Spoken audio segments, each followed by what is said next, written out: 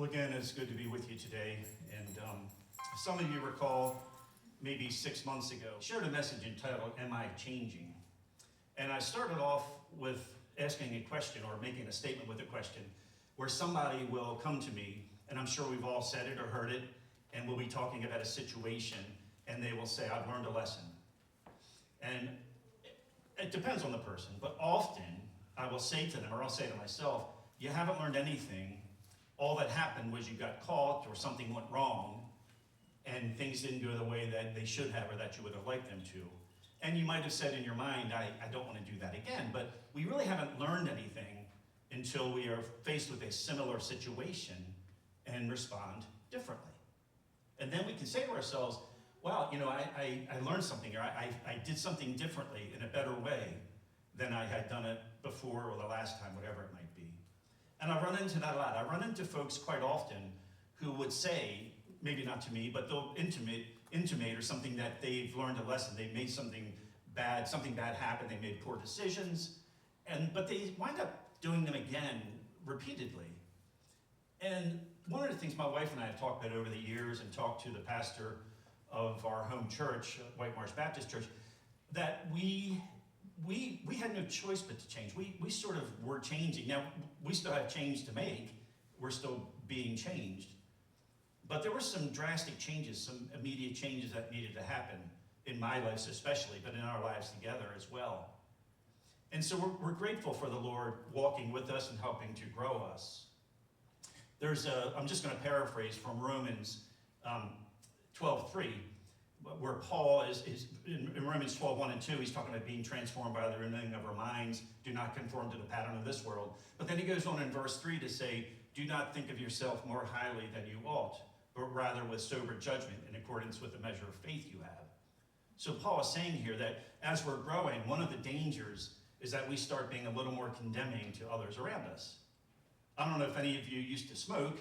I used to smoke. I smoked for many years. And I hate being around that. Of course, you can't smoke much anymore, so that's a good thing. But even after that, and I would say to people, I can't believe you smoke. And yet I did it for 20 years. We sort of have this bit of a negative response, a heightened negative response to things that maybe we once did or once were guilty of. And so we want to be careful that we want to make sure that if we're changing, and this isn't a tag along to that message per se, but it could be, are we checking ourselves? Are we measuring ourselves? Are we examining ourselves? And see if we are different than we were yesterday, last week, a month ago, 2 months ago, in our own lives, but certainly as well how we respond to others. So we're going to take a look at a verse from Matthew 22. It's up there on the screen, 36 through 40. Teacher, which is the great commandment in the law? Jesus, he said to him, you shall love the Lord your God with all your heart, with all your soul, with all your mind. This is the greatest and foremost commandment. The second is like this, you shall love your neighbor as yourself. On these two commandments depend the whole law and the prophets. So the two commands that he gave to a New Testament people, which we would be, is to love the Lord our God. He spoke that to the Jewish culture as well. But there's a new commandment. He says to love your neighbor as yourself. And we're going to see a little bit later, we'll have a particular verse that will help to highlight this. I want to point out 3 things that people said to me or I've read about recently. We have on the slide there. Pastor Dave Tierney is our senior pastor of White Marsh Baptist Church. He often talks about nudging others towards Christ. Not pushing them, not condemning them. Are there times we need to make a judgment? We need to make a statement about behavior? Absolutely. Nudging others to Christ isn't we just sit back and say, it's all good, just do the best you can. But it's nudging them, it's helping them, it's walking with them. Justin mentioned last week, speaking here, about encouragement, filling people with courage, not discouraging them, not taking away that courage they have. So our pastor talks about that quite a bit. Maya Angelou, I'm not too familiar with her, but I came across this quote, and I mentioned it last year at a church.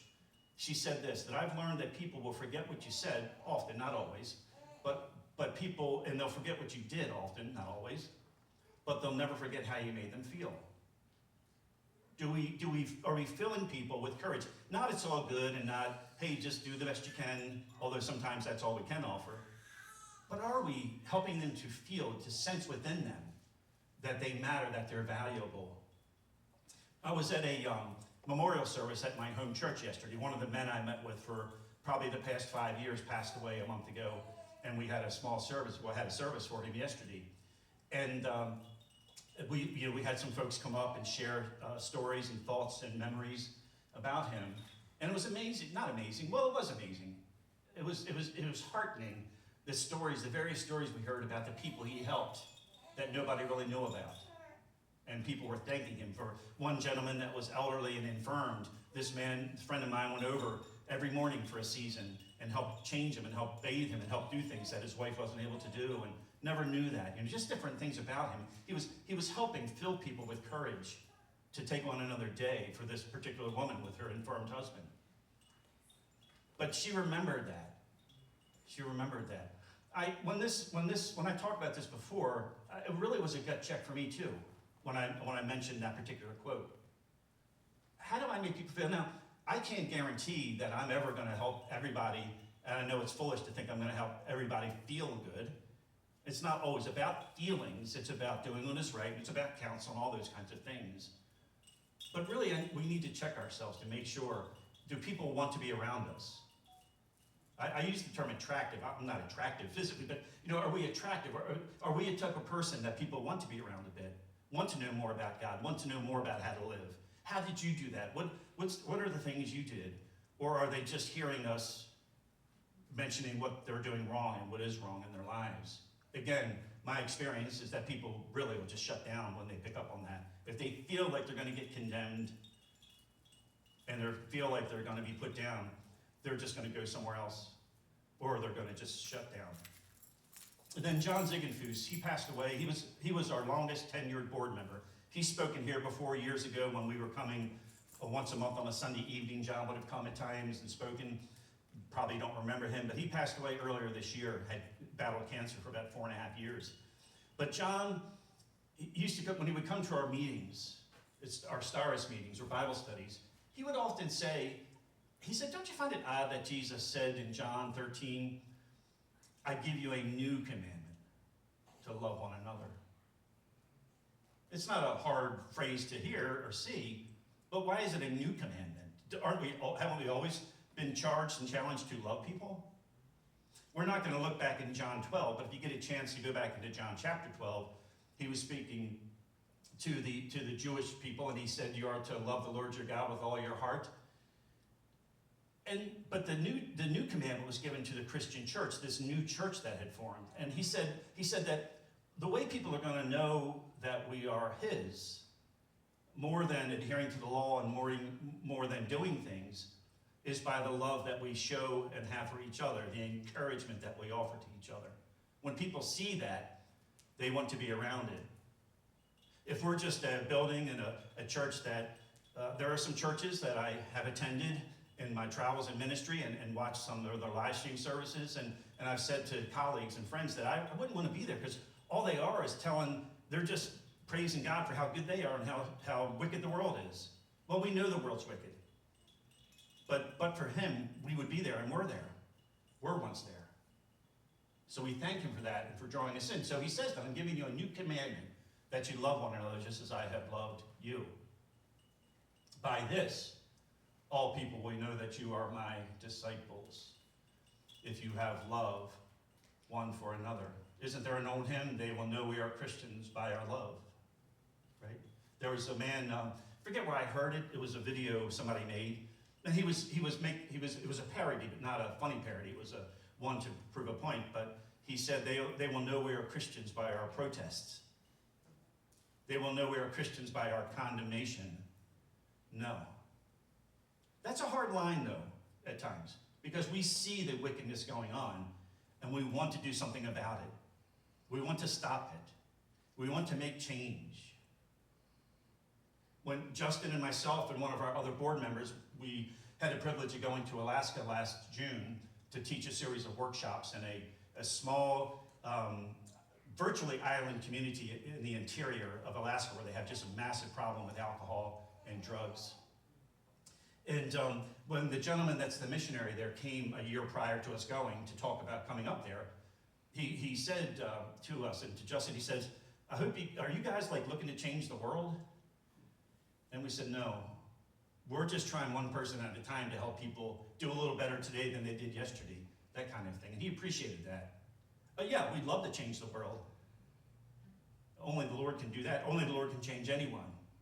But we want to bring it a little closer to those around us. Certainly we support missionaries going elsewhere and wider works and that sort of thing.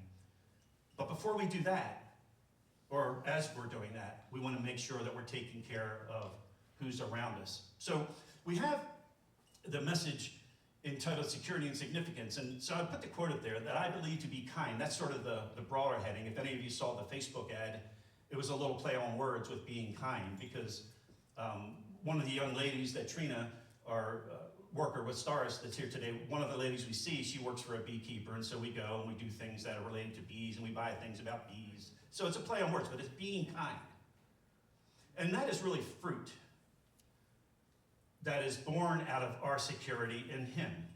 Oftentimes, again, people are making aspersions on others based on the things they don't like about themselves. It's almost a reflection God is trying to do, or at least that's what He wants to do, is help us to see maybe you're the one doing that very thing, right? Our security in Him. So I have a couple of pictures that the pastor of our home church showed, and I thought they were good, so I asked him to use them.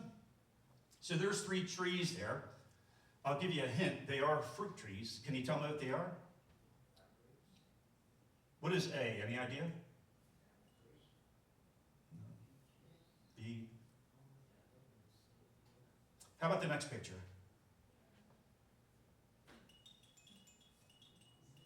Next picture. Does that make a little more sense? What are they? Apples, pears, peaches. So why couldn't you tell on the first picture what they were? There was no fruit. No fruit. Fruit needs to be seen. It needs to be evident. It is the outpouring. It is what we look like. I've mentioned here before, probably 5 years ago I was here, and I had mentioned a counseling workshop that I attended. I take some courses with several groups. One of them is based in Northern Virginia, Lay Counselor Institute.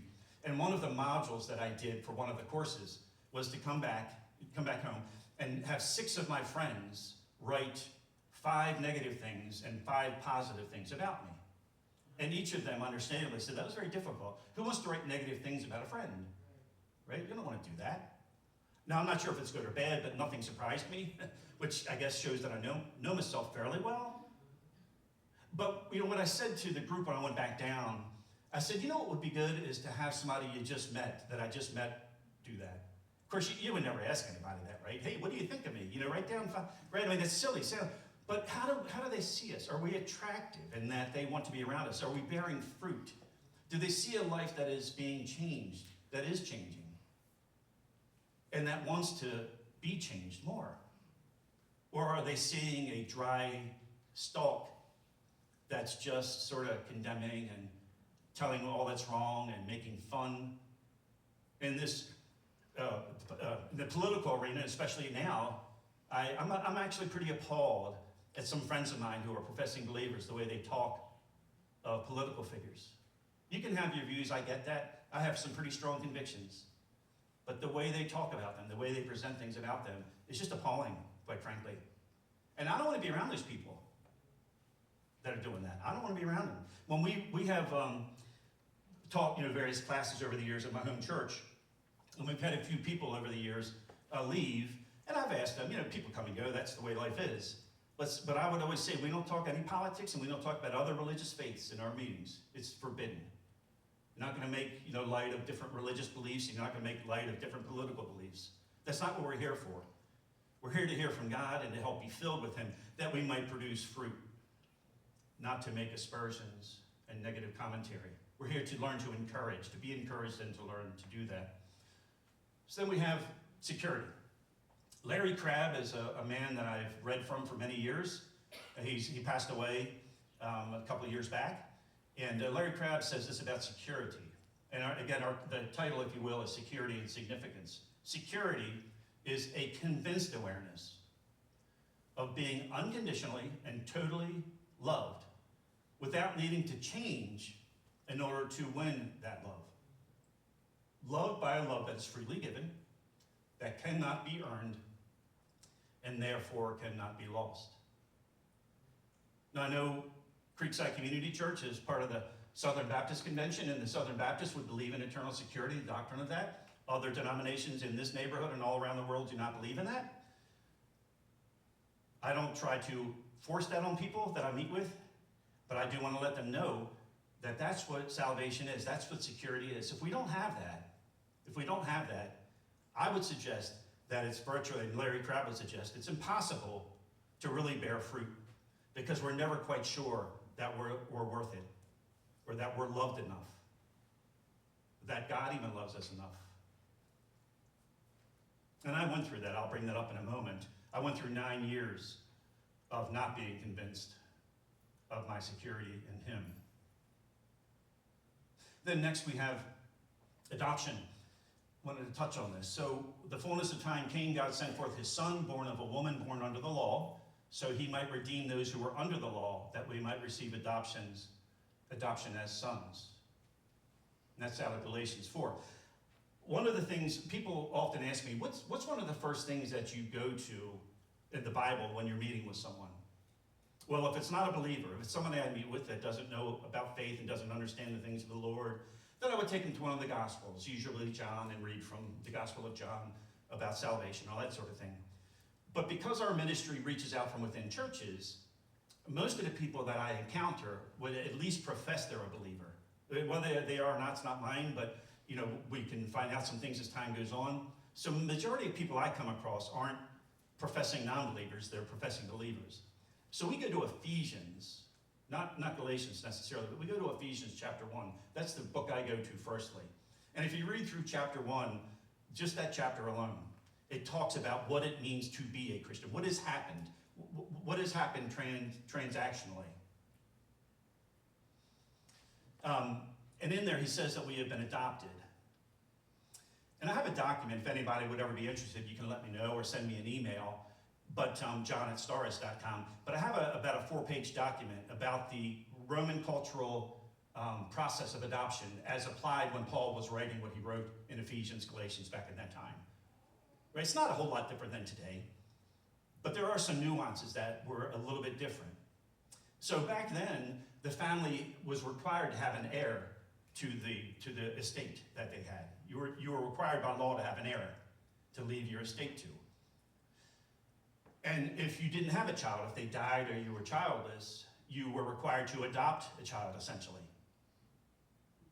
Now, when you adopted them back then, you had to very carefully choose, because once you adopted them, you couldn't put them out. You were stuck with them. So in some ways, when the Lord adopts us into his family, and Ephesians talks about that, it's described elsewhere, we are brought into his family, and he's sort of stuck with us, if I can say it that way. But he carefully chose us. He said, I chose you before the foundations of the world, it says in Ephesians. Sometimes I show a drawing, I didn't bring it today, of just 2 circles. I've shown it here before.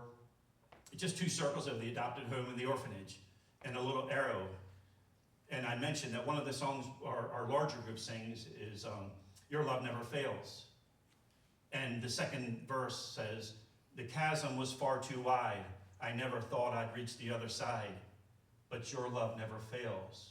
And it's a picture of Jesus coming from heaven, coming from the adoptive home of heaven into the orphanage and saying, I choose him, I choose her to walk with me across that chasm that was far too wide to get to the other side, which is the adoptive home of the Lord. And in there we are secure. And we need to be convinced of that if we are a believer and have professed our faith in Jesus Christ.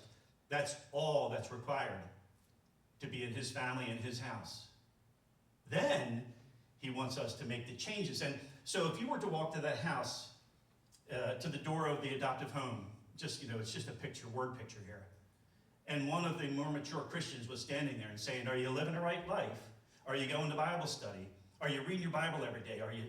And you're like, I don't even know what all that means. They might say, well, you don't belong here. No, we should open the door wide open. Let them come in. And let them be attracted to what we have, or what we should have, and what we should be showing. Firstly, amongst the believers, that we get along, and we're helping each other. And that we want to help and want to do what we can. Because he says to us, we are his workmanship, created in Christ Jesus for good works, which God prepared beforehand that we would walk in them. So he has given us the ability and the command. Remember last week as Justin was speaking, we talked about he won't command us to do something he will not equip us for. If he's saying, this is what I want you to do, in the same breath he's saying, I will give you what you need for that. Are we looking for that? All of our ambitions, hopes, and plans, as we sang, in his hands. For only in his will that I am free. Free to what? Free to have eternal life with him, security. Free to bear fruit, that others might want to have what we have. Another quote from Larry Crabb about significance. Some of you might think tattooing is good. Some of you might think it's from hell. Whatever.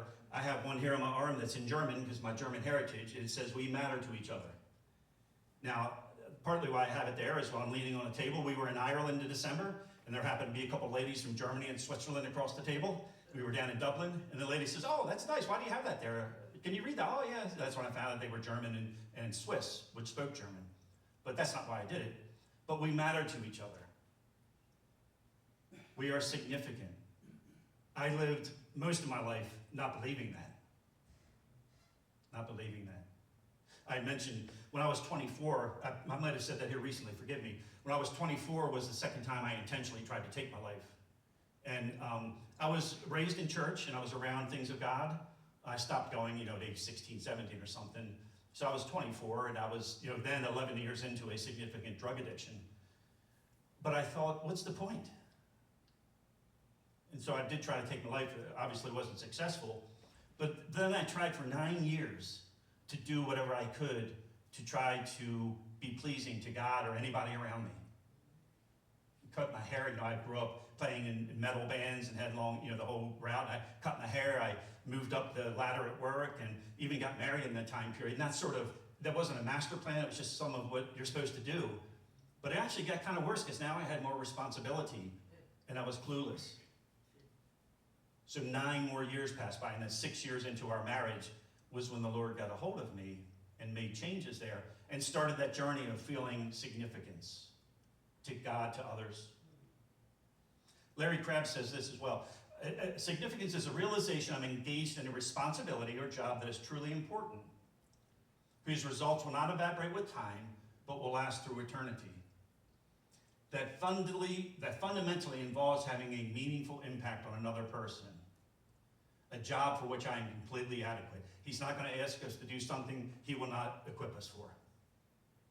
He wants us to reach out, to bear fruit, to be appealing, that others would want to know him as well. We have a verse from Galatians 5. You were called to freedom, brethren, believers.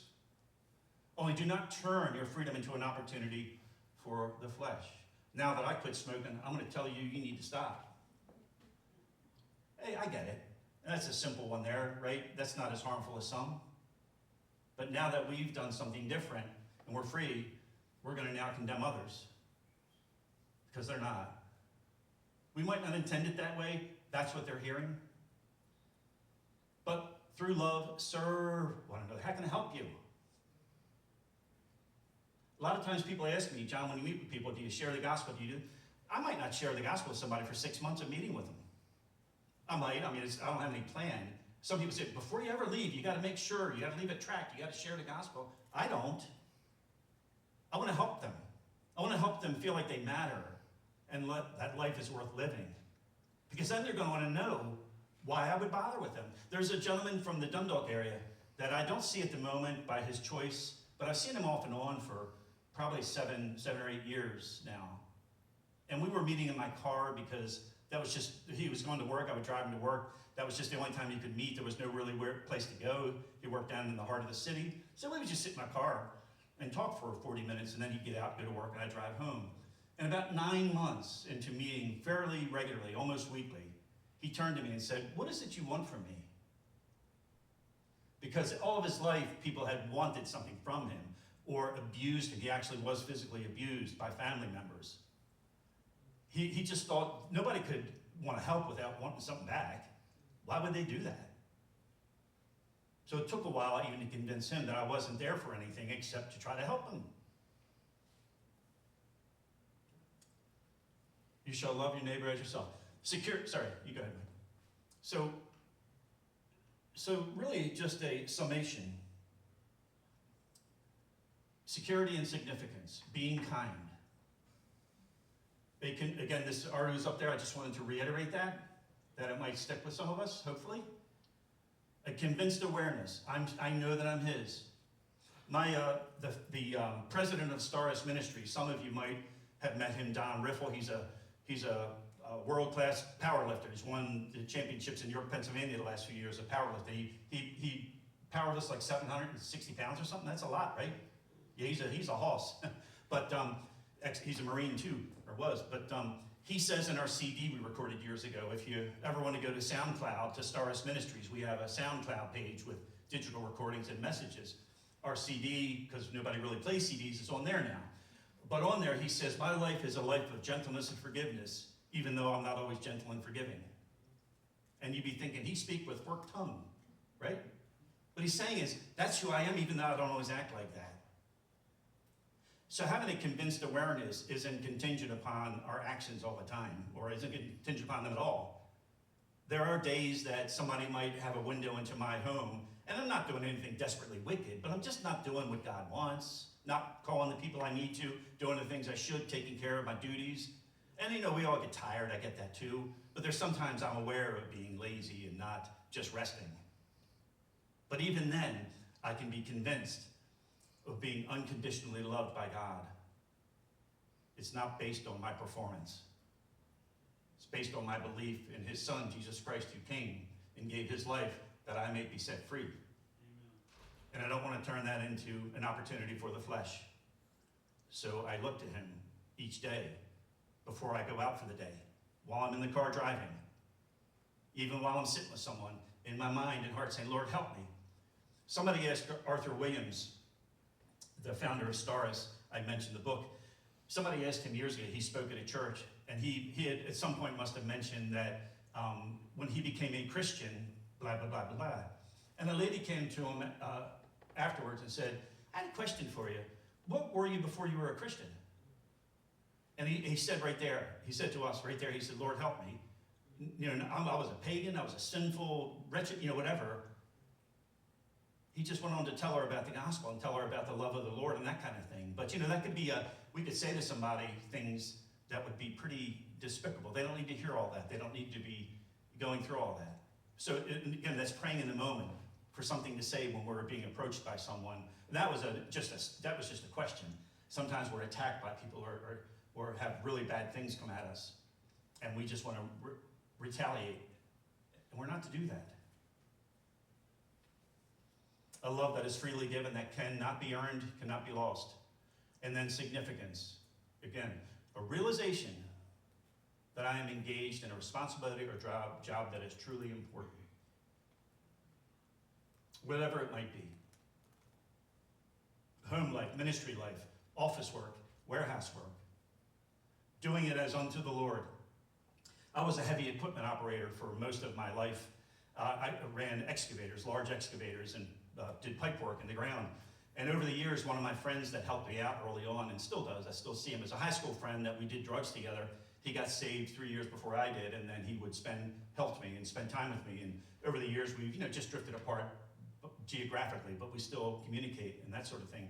But back then, early on, as a new believer, I was like, man, I got to be doing something for the Lord. I can't be digging ditches. And he said, well, you can do that for the Lord because you're helping a crew work. And you're helping a company earn money. You're helping people put food on the table. You're part of society. And I was, looking past all that to think I got to be serving the ministry. Now, turns out God did call me to that 22 years ago. I was able to step out into Stauros full time.